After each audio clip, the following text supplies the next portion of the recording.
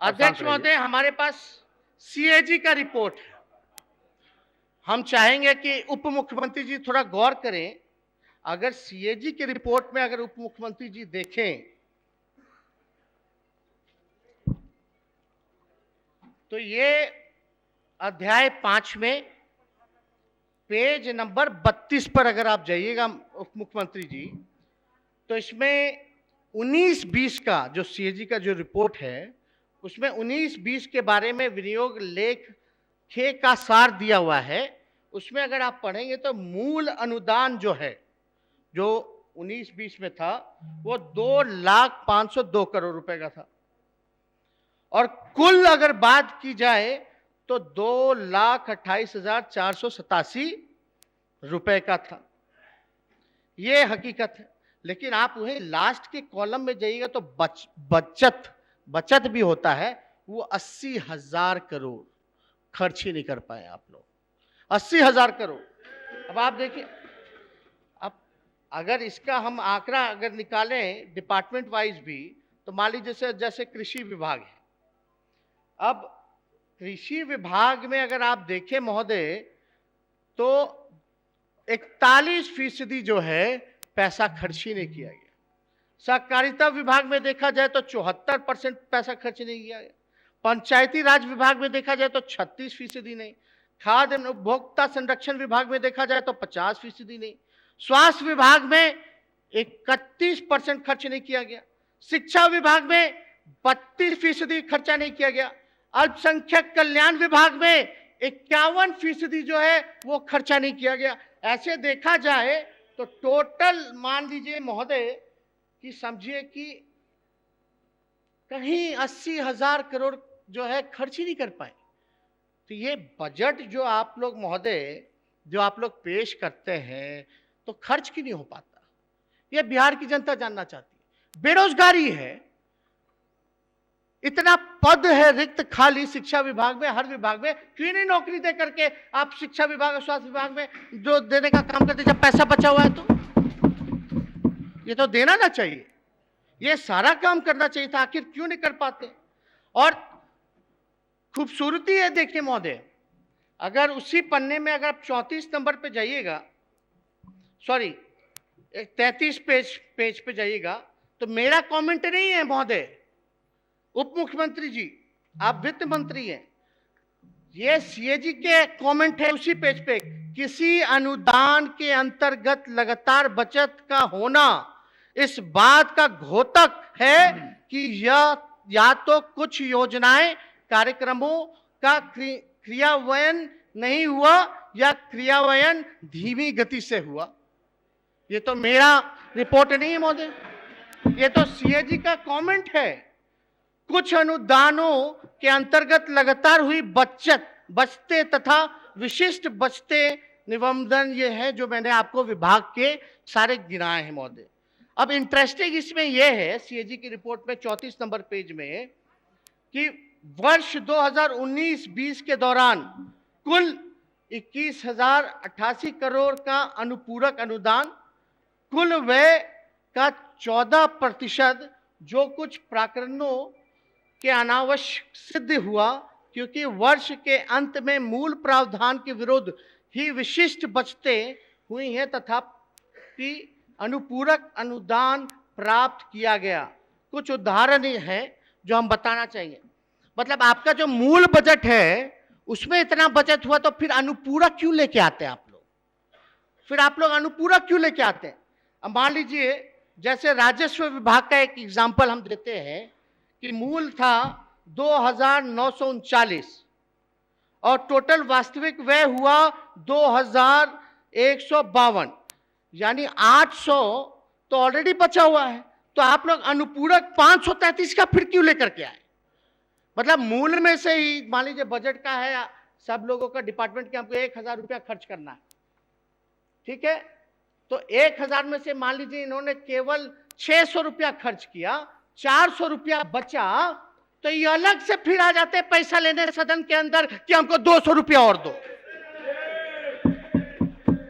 इसका मतलब क्या है महोदय? ऐसी अगर जो भवन निर्माण विभाग में अगर आप देखें तो 4,582 का था, अनुपूरक ही लोग ले आए 574, बल्कि बचत वास्तविक में था 1385 का बचा हुआ था। ऐसा कितना देखिएगा महोदय जो यहाँ बचत है जिसका कोई काम नहीं किया जा रहा। अब इस पे बात किया जाए, हमारे पास कल तक का, पिछले बजट का कल तक का खर्च करने का हमारे पास डेटा है महोदय, यानी डिपार्टमेंट वाइज एक्सपेंडिचर का लिस्ट हमारे पास है महोदय, जो 3 मार्च 2022 तक का है, डिपार्टमेंट वाइज एक्सपेंडिचर।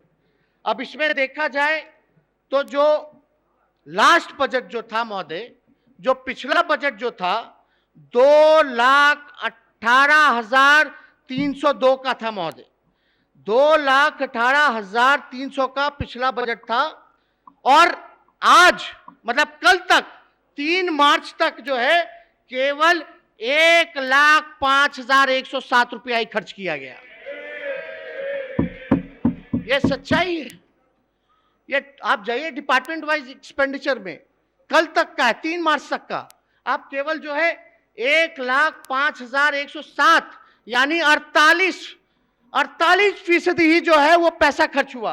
और 48% तब जब आप ट्रांसफर टू पीएल पीडी लिए, तब 48%। अगर पीएल पीडी और अदर बीटी हटा दें तो केवल जो खर्चा हुआ केवल 74,468 का हुआ, जो कि 34% है। अब आप बताइए, आप फिर ले आए हैं 2 लाख लगभग 38,000 करोड़ का।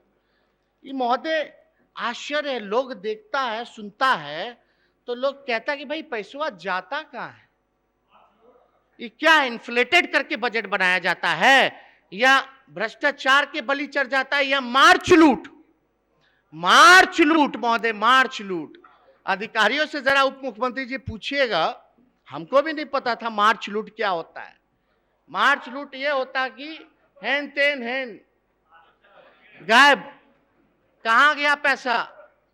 तो सीएजी का जो रिपोर्ट है महोदय, इसमें अगर आप देखें सीएजी का वित्त लेखे खंड 1 में अगर आप जाइएगा उप मुख्यमंत्री जी महोदय, तो इसमें साफ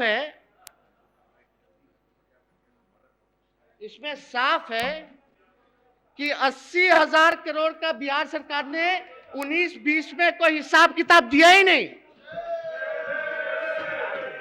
खंड 1 में दीजिए। अब बताइए 80,000 करोड़ का कोई हिसाब किताब नहीं है कि बिहार सरकार ने उस पैसे का क्या किया। आप बताइए कौन क्या हो रहा है भाई? इसीलिए 80 घोटाले हो जा रहे। कोई अधिकारी, कोई मंत्री किसी पर जो है, नेता प्रतिपक्ष अध्यक्ष महोदय, यह सीएजी का रिपोर्ट कब का है? ये 19-20 का है, ये ना महोदय।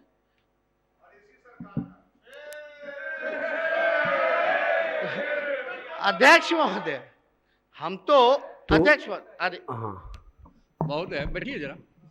महोदय, सीएजी का कंपोजिशन जो है, उसका जो फंक्शन है, हर विभाग का 10% ही चेक करता है और बाकी का एवरेज बना देता है। और पब्लिक अकाउंट्स कमेटी जब जांच कर लेती है तब जो सदन में रिपोर्ट पेश होता है वो ऑथेंटिक रिपोर्ट है। अभी एक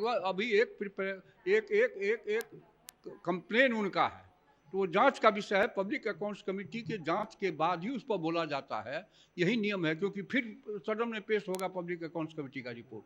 तो माननीय चूँकि वित्त मंत्री जो है नहीं है, इसीलिए अपना ठीक है जो ज्ञान है उसके आधार पर बोल रहे हैं। अब तो सीएजी पे ही सवाल उठाया जा रहा है ना? मतलब आप अगर आप समझ नहीं रहे, सीएजी पर नहीं उठाया जा रहा है, सीएजी की प्रक्रिया का मैंने बताया। और पब्लिक अकाउंट्स कमेटी आप ही के एक मिनट आप ही के दल के विरोधी, सबका समय आएगा, विरोधी ही उसके अध्यक्ष होते हैं। सबका विरोधी दल के लोग ही उसके अध्यक्ष होते हैं। आप ही का पार्टी का कोई होगा अध्यक्ष उसका। मैंने बताया कि सीएजी 100% नहीं करता, कभी कभी विभाग से हिसाब आने में भी लेट होता है, जो आप कह रहे हैं 3 मार्च तक। अब जब सुनिए ना, अरे 31 मार्च तक 31 अध्यक्ष मार्च महोदय, तक अध्यक्ष नहीं है महोदय, वो।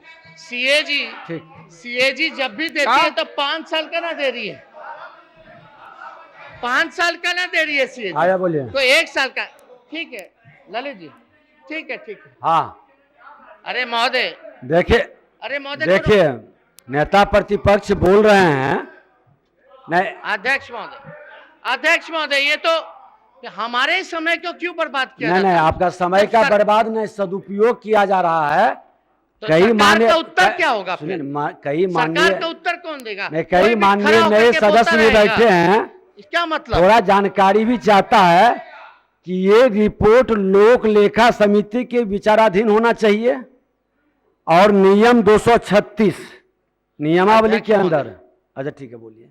अध्यक्ष अच्छा, महोदय, ये सारा 19-20 का है, 19-20 का है, तो या मानना ही नहीं तो बंटवाते क्यों है फिर? नहीं मानना ही नहीं तो बंटवाते क्यों है सदन में? ले ही क्यों करवाते? फेंक दीजिए, फेंकवा ही दीजिए। चलिए बोलिए नेता प्रतिपक्ष। अध्यक्ष महोदय कोई मतलब नहीं हुआ। हम तो अपना बात नहीं ना कि कल्पना कर रहे हैं या ज्यूम कर रहे हैं कि ऐसा किया गया होगा। हम तो जो डेटा है, जो साइंटिफिक डेटा है, जो एजेंसियां है संवैधानिक, उसी की ना बात कर रहे हैं।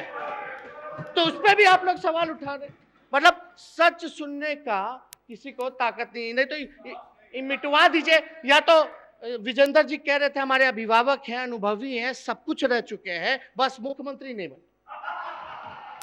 लेकिन हम उन्हें कहना चाहते, हम ये कहना चाहते। अब आप एक बात सुन लीजिए, मैं वित्त मंत्री भी रहा हूं और सुरेंद्र जी आपके हम अध्यक्ष, कहे ना, सब आप कुछ सुन रह तो गया, लीजिए। बस मुख्यमंत्री अब नहीं मेरे बने। दूसरे की बात भी सुनिए जरा एक मिनट। आपने नाम तो मेरा ले लिया।